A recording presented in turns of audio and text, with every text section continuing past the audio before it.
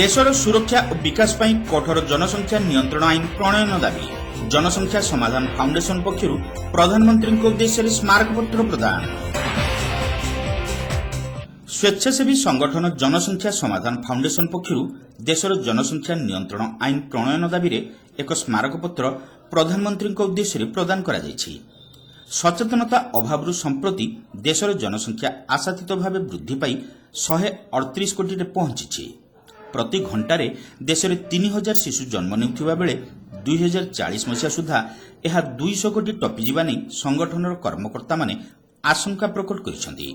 सीमित संबल मध्य जनसंख्या विस्फोरण जोगु आगामी दिन में देशर सबु क्षेत्र अव्यवस्था मध्यकु चलीजिबो बोली सेमाने कहिसेंति। विशेषकर शिक्षा स्वास्थ्य पोषण खाद्य जोगाण प्रभृति क्षेत्र में अचलावस्था सृष्टि होगाकु जाउछि बोली संगठन पक्षरु कहा जायछि। देशर सुरक्षा को दृष्टि रखी सरकार कठोर जन्म नियंत्रण आईन प्रणयन पई जनसंख्या समाधान फाउंडेशन दाबी करिछि।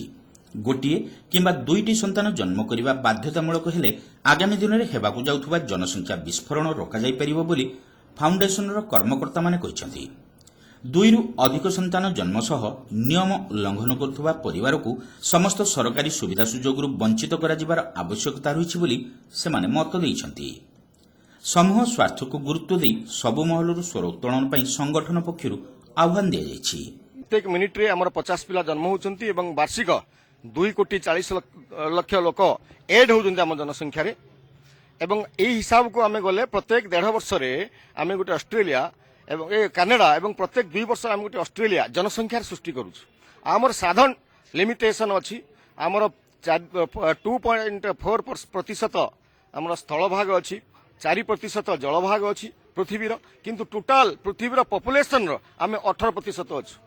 एटा जदि 2040 मसीहा पर्यंत एमती लगी रहे ताले सेते बेलू आमर लोक संख्या 240 कोटी जाइथिबो। समाधान होउछि यार जे आमे ऑस्ट्रेलिया तैयारी करी आमे सरकार ओडिशा सरकार पाखरे भारत सरकार पाखरे निर्दिष्ट दाबी रखुछु समस्तंकर 2टी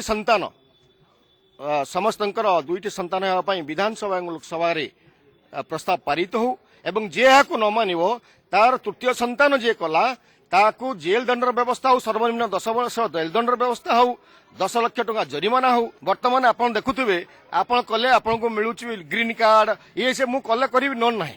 ये गोटे बड़ जिनस या भारत वर्ष गोटे संप्रदाय 60 भाग पालुवा 80 भाग पर्यंत पालुवा बेले आउ गोटे संप्रदाय या व्यवसाय करी वृद्धि करुच्ची जनसंख्या जो मान स्वाधीनता बेले 13 लाख थिला एबे 30 कोटी पहुंचला।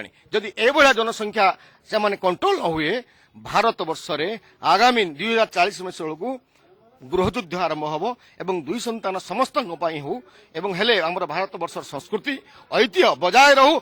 एही परिप्रेक्षी फाउंडेशनर एक प्रतिनिधि दल बालेश्वर जिलापाल साक्षात सह प्रधानमंत्री उद्देश्य दाबी संबलित स्मारकपत्र प्रदान करिसेंति।